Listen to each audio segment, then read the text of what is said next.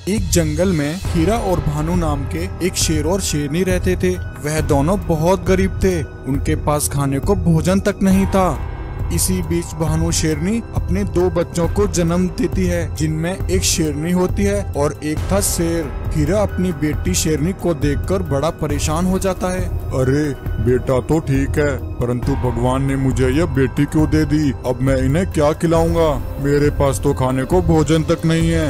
मैं ऐसा करता हूँ कि अपनी बेटी को कहीं दूर छोड़ आता हूँ और भानु से आकर कह दूंगा कि हमें सिर्फ एक बेटा ही हुआ था।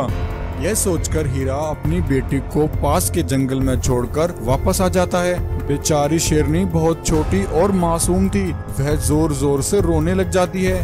तभी उसकी रोने की आवाज एक दुष्ट बाघ सुन लेता है। वह उसके पास आता है और कहता है, अरे वाह, यह तो किसी शेर की बच्ची है। आज तो बहुत अच्छा शिकार हाथ लगा है, इसे खाने में बड़ा मजा आएगा। तब बाघ उसका शिकार करने ही वाला था कि तभी वहाँ उस जंगल का राजा शेर आ जाता है और बाघ को डराते हुए कहता है, दुष्ट बाघ वहीं रुक जाओ, वरना अच्छा नहीं होगा।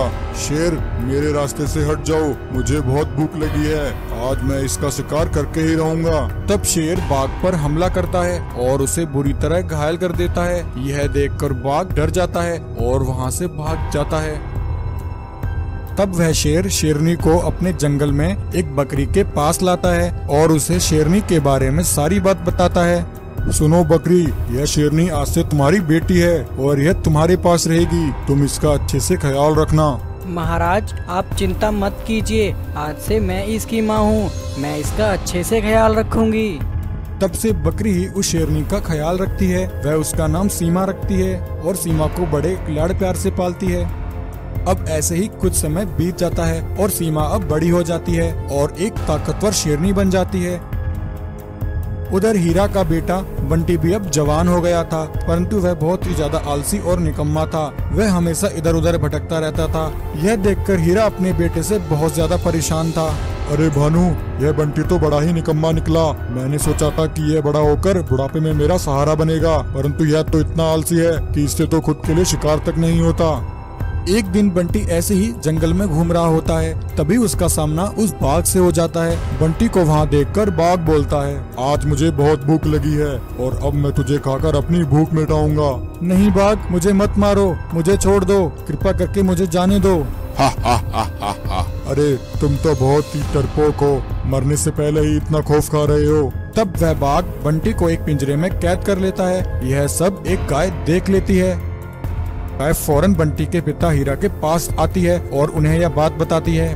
गाय की बात सुनकर हीरा और भानु उसी समय बाघ के पास पहुंचते हैं। अरे दुष्ट बाघ, कौन हो तुम और तुमने मेरे बेटे को क्यों कैद किया है? तुम मेरे बेटे को इसी समय आजाद करो, वरना तुम्हारे लिए अच्छा नहीं होगा। तब वह बाघ उन दोनों को भी पिंजरे में कैद कर लेता है। वहीं उस दिन सीमा उसी जंगल में घूम रही होती है। तभी वह देखती है कि उस बाघ ने एक शेर शेरनी और उसके बच्चे को कैद कर रखा है। तब सीमा पीछे से जाकर उस बाघ पर तेजी से हमला करती है और उसे वहीं मार देती है और सभी को आजाद कर देती है। पिंजरे से आजाद होकर हीरा कहता है, बेटी तुम्हारा बहुत शुक्रिया, तुम कौन हो?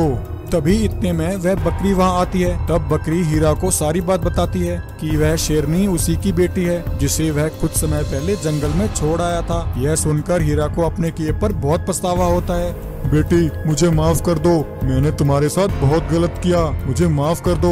मैंने तुम्हें बोझ समझकर जंगल में छोड़ दिया था, मुझे माफ कर दो बेटी। भानु तुम भी मुझे माफ कर दो, मैंने तुमसे झूठ कहा था कि हमें सिर्फ एक बेटा हुआ है, मैंने बहुत बड़ी गलती की, तुम सब मुझे माफ कर दो। तब सीमा अपने पिता को माफ कर देती है और फिर उस दिन से सीमा अपने माता पिता के साथ इसी जंगल में शैतानी शक्तियों वाला कालिया शेर आ जाता है। यहाँ आकर कालिया शेर जंगल के जानवरों पर हमला कर देता है। दूर कहीं एक छोटा सा जंगल था। उस जंगल में कुछ अद्भुत रंगीन शेर रहते थे। वह सभी रंगीन शेर एक साथ मिलकर शिकार करते और सभी मिलकर बड़े मजे से एक साथ भोजन किया करते थे और उस जंगल में बाकी सभी जानवरों के साथ खुशी से रहते थे। परंतु एक दिन अचानक से उन रंगीन शेरों के जंगल में एक भयानक शैतानी शक्तियों वाला कालिया शेर आ जाता है। यहाँ आकर कालिया शेर जंगल के जानवरों पर हमला कर देता है। वह किसी जानवर को अपना शिकार बनाता तो किसी जानवर पर अपनी शक्तियों से हमला करके उसे वहीं मार डालता। उसे देखकर जंगल में हाहाकार मच जाती है। जंगल के जानवर अपनी जान बचाने के लिए इधर उधर भागने लगते हैं। वहीं एक भालू पेड़ के पीछे छिपकर कालिया शेर का यह आतंक देख रहा होता है। भालू उसी समय अपनी जान बचाकर भागता हुआ रंगीन शेरों के पास आता है और कहता है, बचाओ बचाओ रंगीन शेर भाइयों, हमारी रक्षा करो। भालू की बात सुनकर रंगीन शेर बोलता है, अरे अरे भालू, क्या हुआ? तुम इतने घबराए हुए क्यों लग रहे हो? शेर भाइयों, हमारे जंगल में एक शैतान शक्तियों वाले कालिया शेर घुस आया है। वह कालिया शेर बहुत ही शक्तिशाली है। वह हमारे सभी जंगल के जानवरों को एक एक करके मार रहा है। उसके आतंक से पूरे जंगल में हाहाकार मच गई है। भालू की बात सुनकर रंगीन शेर बोलता है, अरे भालू, यह तुम क्या कह रहे हो? हमारे जंगल में आज तक ऐसा करने की किसी की हिम्मत नहीं हुई। तुम चिंता मत करो भालू, मैं अभी उस दुष्ट शेर का पता लगाता हूँ। अरे हरे और नीले शेर भाई, तुम दोनों इसी समय जाकर देखो और पता करो कि वह दुष्ट कालिया शेर कौन है।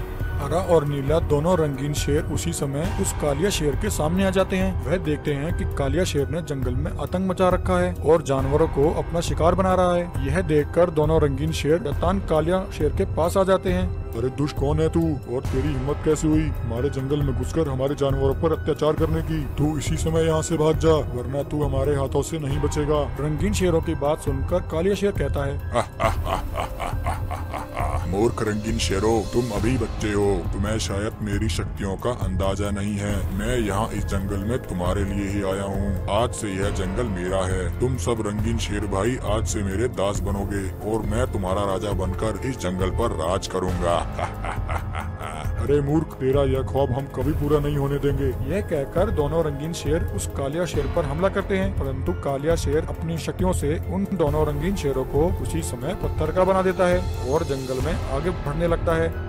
जंगल में अपना आतंक मचाता हुआ वह कालिया शेर रंगीन शेर भाइयों के पास आ जाता है। कालिया शेर को वहां देखकर सभी रंगीन भाई हैरान हो जाते हैं। भाइयों, लगता है यह वही शैतान कालिया शेर है जिसके बारे में तुमने बताया था भालू।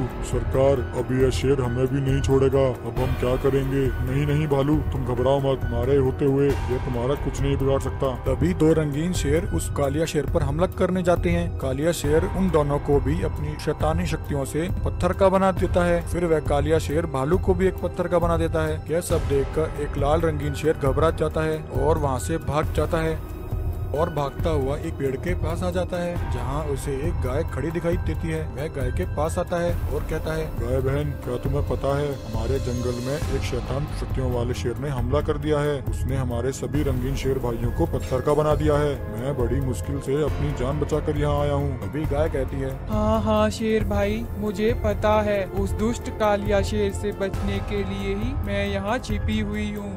गाय बहन, अब हम क्या करें? आखिर इस शैतान कालिया शेर को रोकने का कोई तो उपाय होगा। शेर भाई, पास के जंगल में एक सफेद जादुई शेर रहता है। उसके पास जादुई शक्तियाँ हैं। वह अपनी शक्तियों का प्रयोग केवल अच्छे कामों के लिए ही करता है। मेरे ख्याल से हमें उस जादुई सफेद शेर के पास चलकर उससे मदद मांगनी चाहिए। लाल रंगीन शेर और गाय उसी समय पास के जंगल में उस जादुई सफेद शेर के पास आ जाते हैं और सफेद शेर को सारी कहानी बता देते हैं। रंगीन शेर और गाय की बात सुनकर सफेद शेर कहता है, ठीक है शेर भाई, तुम मुझे इसी समय उस कालिया शेर के पास ले चलो।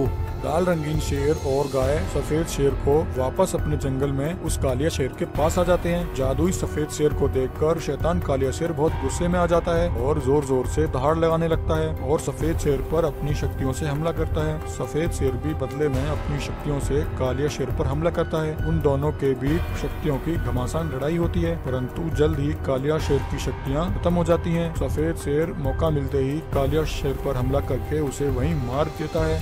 कालिया शेर को मारने के बाद सफेद शेर अपनी शक्तियों से सभी पत्थर बने जानवरों को वापस पहले जैसा कर देता है। यह देखकर सभी रंगीन शेर बहुत खुश हो जाते हैं और खुश होकर सफेद शेर का धन्यवाद करते हैं।